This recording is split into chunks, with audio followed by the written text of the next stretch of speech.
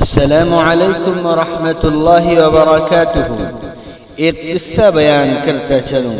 ایک مرتبہ حضرت عیسیٰ علی نبینا علیہ السلام کہیں جا رہے تھے۔ راستے میں آپ نے ایک گنہگار آدمی کو دیکھا۔ وہ اپنے گناہوں پر بہت ہی نادم اور شرمندہ ہو رہا تھا۔ آپ نے اس سے پوچھا کہ تمہاری خواہش کیا ہے؟ وہ کہنے لگا کہ میں نے بڑے بڑے گناہ کیے ہیں، میری تو بس یہی خواہش ہے کہ میرا مالک مجھے معاف فرما دے۔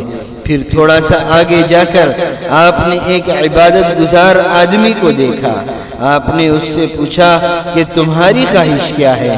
اس نے اس گنہگار آدمی کی طرف اشارہ کر کے کہا کہ میری خواہش ہے کہ اللہ تعالی میرا حشر اس کے ساتھ نہ کرے۔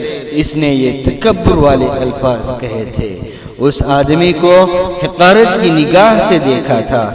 اللہ تعالی نے حضرت عیسیٰ علیہ السلام پر وحی نازل فرما دی کہ اے میرے پیارے روح اللہ، آپ ان دونوں سے کہہ دیں کہ میں نے ان دونوں کی دعاؤں کو قبول کر لیا ہے۔ جو گنہگار مجھ سے رحم طلب کر رہا تھا، میں نے اس کے گناہوں کو نیکیوں میں بدل کر اس پر جنت واجب کر دی ہے۔ اور عبادت گزار نے یہ دعا مانگی تھی کہ مجھے اس کے ساتھ اکٹھا نہ کرنا۔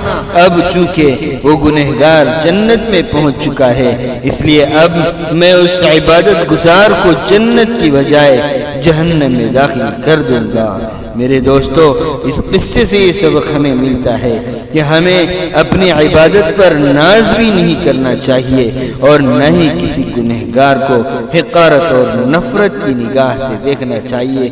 ہاں، گناہوں سے بچنے کی پوری کوشش کرنا چاہیے۔ نفرت گناہ سے ہو، گنہگار سے نہ ہو۔ اللہ ہم سب کو سمجھنے کی اور عمل کرنے کی توفیق عطا فرمائے۔